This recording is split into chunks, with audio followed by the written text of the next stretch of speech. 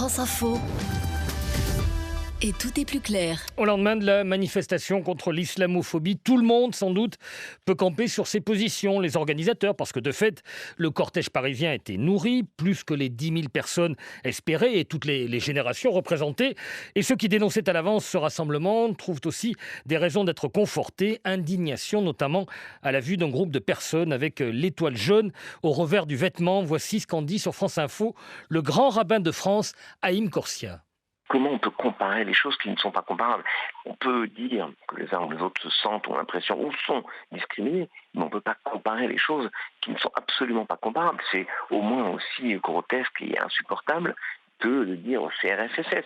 Pas maladroit, c'est une aberration et ça a une vocation à, d'une certaine manière, spolier même l'unicité de la Shoah pour en faire quelque chose qui est finalement banalisé. Pardon, mais vous imaginez une manifestation de juifs qui manifesteraient comme ça en 1942 ou 1943 en plein Paris? Donc vous voyez bien qu'il y a un problème. Il faut oser dire à celles et ceux qui utilisent cette souffrance, cette unicité de la Shoah, que ce n'est pas acceptable et que nous n'acceptons pas. Voilà pour les propos du grand rabbin de France, Haïm Corsia, dans le 9-12 de France Info. Bonjour Galeb Benchek.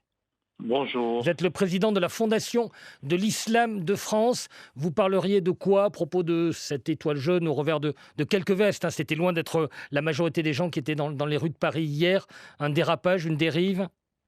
C'est un détournement de symbole malheureux et inapproprié. Il est clair que la situation de nos compatriotes musulmans de nos jours est incomparable avec la situation des Juifs dans les années 30-40. Il faut le dire. Oui, je vous en prie, je vous en prie. Non, il faut le dire d'une manière nette, tranchée, sans embâge ni équivoque. Il y a des voix au sein du gouvernement, notamment, qui disent que, en soi, cette manifestation était porteuse de germes de tels dérapages. C'est votre avis aussi ? Alors la difficulté, les controverses et les polémiques qui en découlent sont dues davantage sur le terme islamophobie, qui est générateur de beaucoup d'incompréhension. J'ai commencé à parler de mots poison, de mots pièges, comme on aurait parlé de mots valises et de mots sacs. En l'espèce, il faut une bonne fois pour toutes en finir avec la mésentente autour de ce mot. En quoi est-il porteur de poison, Galeb Benchek, ce mot islamophobie ? Sur 2 points. Si étymologiquement il s'agit de la peur de l'islam, cette peur pourrait être recevable si on a comme seule explication et présentation de la tradition religieuse islamique qu'à travers la monstruosité idéologique et religieuse qu'est Daesh, ou à travers les attentats. Donc en avoir peur, ce serait compréhensible. En revanche, si on dit que derrière le mot, c'est aussi une manière de contrecarrer ou limiter la critique de la religion islamique, c'est tout aussi faux, parce que une religion, une doctrine, une philosophie, a fortiori une théologie religieuse qui ne s'affirme pas dans le débat et qui esquive le choc des idées, qui élude les questions, finissent par s'atrophier, se vulnérabiliser. Et il ne leur reste plus, redoutant l'asphyxie, que le fanatisme pour pouvoir subsister quelques instants avec la violence. Mais en même temps, les organisateurs de la manifestation d'hier disent qu'il n'est pas question d'interdire toute critique de l'islam, et on a remarqué assez peu de religieux dans la rue hier. Eh bien, justement, j'en arrive au 3e point.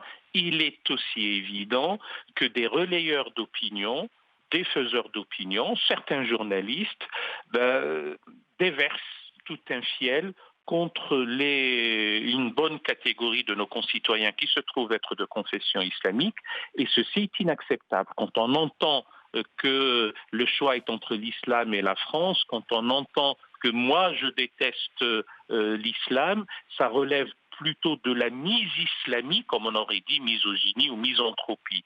Et ça tombe sur le coup de la loi. Donc il faut mettre un peu d'ordre dans ce fatras idéal, savoir de quoi on parle, bien nommer les choses, enlève en partie les malheurs du monde. Pour paraphraser la parole camuséenne.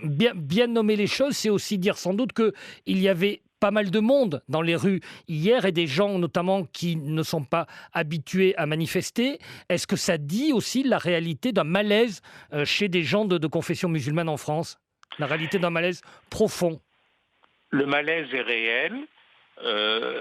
Et donc, à nous tous qui que nous soyons, à commencer aussi par la classe politique, de prendre en charge la gestion des affaires de la cité et qu'il faut que l'universel républicain puisse être une réalité pour l'ensemble des citoyens. Notre nation est en devenir et elle aura un avenir. Il nous incombe à nous de faire en sorte qu'il soit un avenir apaisé et radieux. L'universel républicain, est-ce que cela passe, Galeb Benchek, par ces manifestations, rassemblements auxquels appellent certains partis politiques? On sait que le Parti socialiste, le Parti communiste, ils travaillent, rassemblement à l'appel d'un spectre large politique contre le racisme anti-musulman. Vous vous joindriez à un tel type d'appel? Je ne suis pas sûr qu'il faille parler de racisme anti-musulman puisque l'islamité n'est pas une race. On est d'accord. C'est pour ça, alors, encore une fois, contre la haine anti-musulman, disent ces gens-là. Je corrige, vous avez raison, les mots ont un sens.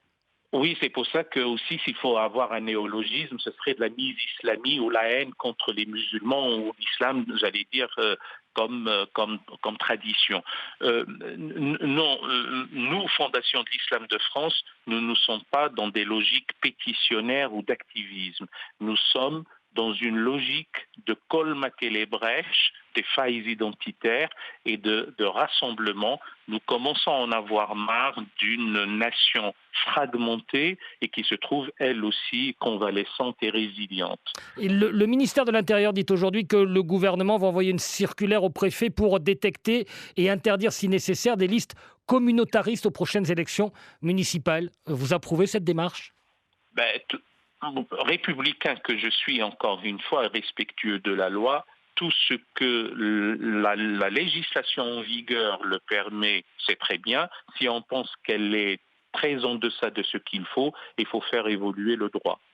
Mais donc il faut interdire de telles listes ou pas, que je comprenne? Pour vous, il faut aller jusque-là? Il faut voir d'abord les programmes. Interdire les listes communautaristes sont à interdire, bien entendu. Il faut voir quels sont les programmes de ces listes. Apparemment, l'article 4 de notre Constitution est clair. Et s'il ne l'est pas suffisamment, il faudrait le revoir. Et puis, il y a la législation pour les lois de 1901 et la législation sur les partis, de voir quels sont les programmes. En revanche, en ce qui me concerne, moi, je ne suis pas pour des partis à base confessionnelle ou régionalistes ou qui ne sont pas dans une logique nationale. D'accord, merci pour toutes ces précisions. Galeb Benchek, président de la Fondation de l'Islam de France.